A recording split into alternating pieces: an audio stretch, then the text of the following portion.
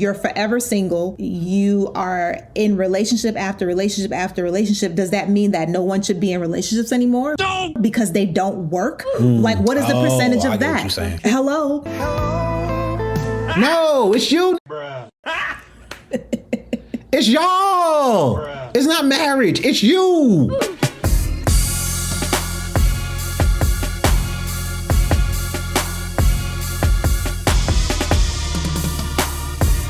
You ready? You ready? You ready? I'm ready to go. Ready for more? Ready for new? Like a straight up. Yes. What up, y'all? Welcome to the J&O Show. Where we talk about things that we were never told. I'm Jay. And I'm O. And now you know. I love it. All right, guys. So today, I don't actually know what this clip is about. Oh, it's Night Talk, and the name of it is Divorce Lawyer Demolishes Marriages. I'm gonna go ahead and push play, but I shudder to see what this is gonna be. Mm-hmm. If you break it down fundamentally, 56% of marriages end in divorce. Like, think about, that's the ones that end in divorce. So how many people, what percentage stay together for the kids? Or because they don't want to give away half their shit? Another 10%? That's conservative. Conservative. But let's say 20% then, okay? That's at least right. You now have a technology that fails 76% of the time. That's insane. That's insane. I didn't even think about that, bro. All these that stay together just because they're scared to leave. They're not there because they in love and they're happy. They're scared to leave. Ooh, bruh. God. More likely than not, 76%. If I told you there's a 76% chance when you walk out the door today you're going to get hit in the head with a bowling ball, you would not go out. Facts. Or you'd wear a helmet for sure. But people just continue to get married. Not only do they continue to get married, there's a presumption that you should get married. And if you don't get married, there's something wrong with you. So if you've got a girlfriend and you've been with her for 5 years, and you say to someone, we're getting married, they go, oh, that's great. You know, they don't go, why? You're happy. Why would you get married? Social like everything's going fine. Why would you put yourself through that? Why would you run that risk? If you say to someone, we've been together 5 years and we've decided we're not going to get married. We're going to move in together, but we're not going to get married. Ooh, what's wrong? You have intimacy issues? What's your problem? Meanwhile, 56% end in divorce. It's literally fits the legal definition of negligence. It's a negligent behavior. The way you define negligence in law school is when what you lose by not doing something, okay, is lower than the risk of harm. It's what's called a BPL analysis. So the burden of not doing a thing is lower than the likelihood, the probability of harm. So BPL, so burden, probability, and loss. Marriage is an inherently negligent activity. It's like owning a lion. Woo. Like Woo! Bruh, he's cooking. Come on now, dog.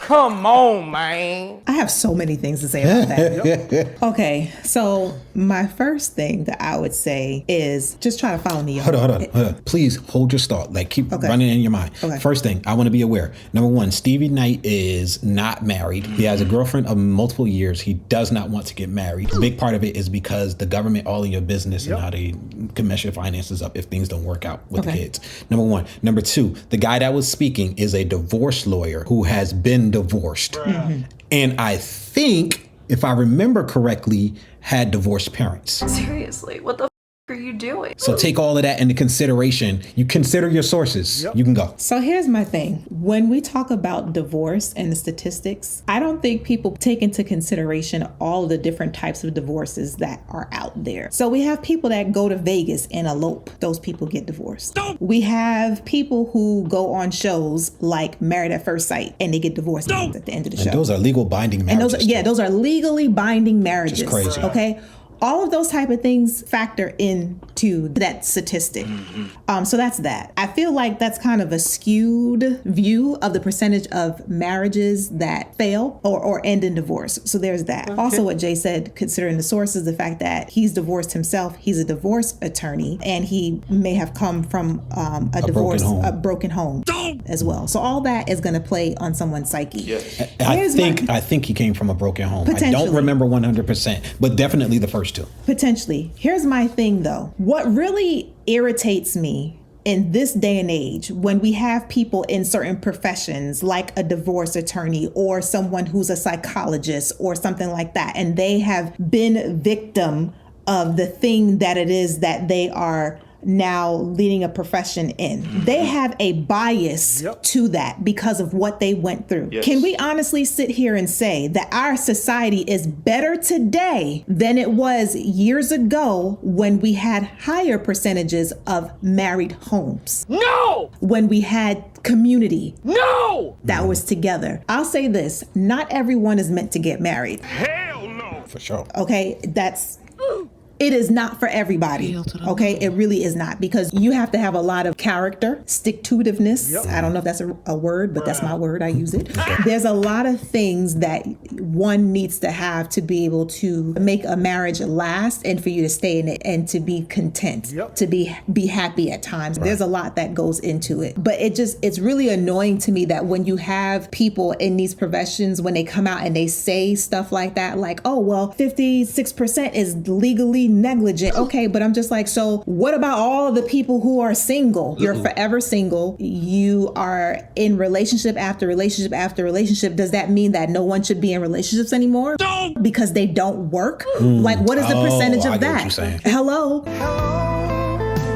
You know, so it's just like, okay, you cannot get married and you can just move from relationships to relationship. But what sense does that make? Because obviously what you're doing ain't working either. Nope. In that scenario, going that route, you end up with a lot more drama, to me, that ends up causing a lot of these things as to why people end up getting divorces if they do finally decide to get married.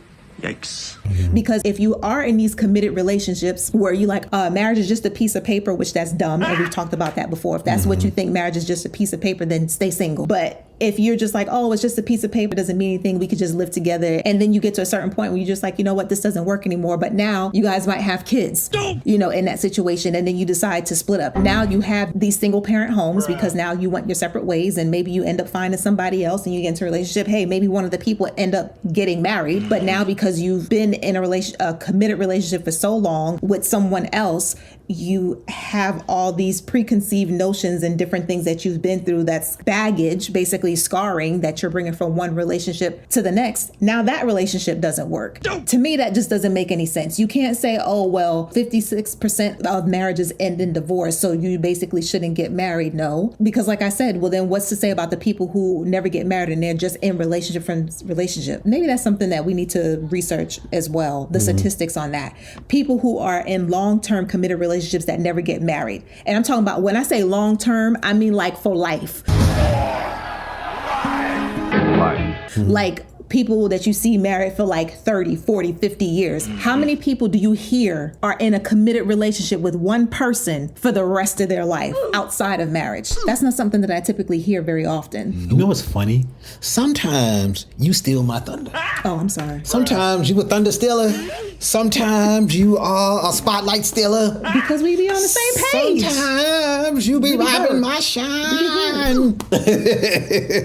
Sometimes I be sitting there having a thought, and you would go to the light and go just like this. You see what happened to her right there? How she went into the shadow? That's what my wife do to me sometimes. Because I was like, that's what I'm going to say as soon as I get my chance to speak. What I was going to say is that how many people, and you know what, I would actually be interested for those of you who want to comment about it. How many people have you personally been around that have been together for 20, 30, 40, 20 and up. 50 years, 20 years and up, just together, not married? And not, we break up, we get back together. No, they just stay together. No, they just stay together. They just work through whatever. I'm mad at you. Maybe I go spend the night by my such and such house tonight. I'll be back tomorrow. I can't stand your stinking hot pot. Or I'm going to just go in the living room and sleep because you get on my last nerve, you know, and they together and they done did the kids and the whole 9 yards, but they never got married, but they're together. I don't actually personally know of anybody in my entire life lasted past 10, 15. I don't actually know anybody who's made it to 10 years without being married. But I definitely don't know anybody who's been together for 20 years unmarried, whether they have children or not. They never make it because they never commit. There are scientific studies about committing and what it does to people and how it's different for women, and they have different psychological reactions to it and different emotional reactions. And if they have the different emotional reactions, different physical reactions, sometimes it's a great thing, sometimes not so good. Sometimes, people get married and folk go crazy. So it happens. I'm not going to deny any of that craziness. The reality is everybody's talking about the problem is the institution of marriage. I'm sorry, y'all, but the world was way better when we had higher marriage rates and we had lower divorce rates. The world was better in general. Yes, everybody wasn't happy. A lot of people chose not to be happy because they chose to be stubborn. They didn't want to work on stuff. Marriage is what you make it. And unfortunately, it takes two. You could be great for a relationship, but if you pick wrong, and this is not a man or a woman thing, but if you pick wrong, if you pick somebody who you just so into,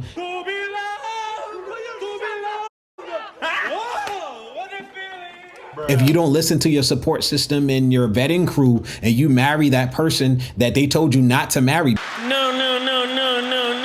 Because you just so in love with them and they're so whatever, or their booty is so big, or he makes so much money, or he's so handsome, or it's just that intangible, I love this person. Like sometimes there's that and everybody's just like, that's not gonna work. No.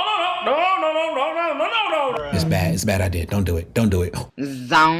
Don't do it. Or maybe you're the type of person that nobody can say anything to. A lot of us are so stubborn. Our personalities are so aggressive that nobody can tell us anything. Because now that we've grown, we don't feel like we can listen to anybody. And then we get married and then we start blaming marriage. No, it's you.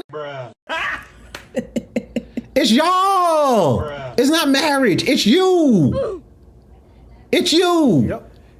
Because you think that you know more than everybody. You have no respect for your elders. What? You have no respect for people who have the experience, who have been through it. Cole, you stupid. And you think you know everything. It's you. We like marriage is so outdated, and it was better when we had better marriage rates and stuff, when we had communities, but it's the institution of marriage that's the problem. No, bruh. Everybody is not built for marriage, and it's getting worse because we're growing up in broken homes, and we take our brokenness, and then the build of selfishness in American society is only going up. We're only getting more selfish because now the leading requirement for marriage is money, even more so than looks, more so than anything is money. That's like the biggest thing. Everybody, when they talking about marriage, they talking about money. Marriage is a business.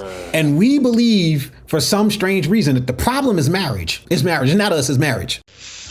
Also, speaking to what the guy said, I wish we could watch the whole thing, but we can't. Go check this video out. I will tell you that it's really good. Some of y'all is probably gonna be convinced by this dude. He actually laid out some really good points. We don't have time to go over all of them. But to me, it's a cautionary tale more so than it is an indictment of marriage. It's a cautionary tale about the mentality of people. And you have to watch out because the reality is when you look at the divorce rate, it's different depending on who you are, depending on where you are, how much money you make, what race you're in, the type of people that you marry. Are you on your second and third marriage? All of those are determining factors. Do you have any type of belief system? The difference between people who have a belief system and people who are atheists and don't believe in anything is different. Guess what? People who don't believe in anything, surprise, have higher rates of divorce. If you believe that there's something beyond you that you have to make this marriage work for, it works to the benefit of your marriage. Obviously, people who don't have any type of vetting crew have worse marriages. People who grew up in single parent homes tend to have higher divorce rates. People who grew up in certain situations, the least amount of money you have, the more broke you is. The higher your chance of getting divorced. Because it leaves you with a certain mentality. The more money people make, the lower the divorce percentage. I have a bunch of stuff that I pulled up here, but we need to do like a whole video on it because my whole computer is just full of a bunch of stuff that I pulled up. A lot of these stats I got from, one of them was from a study published by Harvard, and another one was published by, I can't find it right now, I'm so pissed. Because it has the cliff notes and everything. But anyway, it says divorced individuals compared to their married counterparts have higher levels of psychological distress, substance abuse, and depression, as well as lower levels of overall health. Marital conflict and divorce, so having a bad marriage and getting divorced, have also shown to be associated with negative child outcomes, including lower academic success, poorer psychological well-being, and increased depression and anxiety. Damn. So, regardless of what y'all say, there are consequences for deciding to get divorced. Yes. There are consequences for deciding not to get married. There's consequences for single parent homes. Yep. I'm gonna be honest with you. The issue aren't the institutions. The issues are people. Yep. And the fact that we don't have the levels of community that we used to. Yes, sir. As bad as the church may have been, as hypocritical as church members may have been, as hypocritical and utterly disgusting as some of our pastors and priests may have been, somehow it's better than what we're doing now. That is amazing. I don't know how all of that worked out. Maybe, just maybe, it's you, Jesus.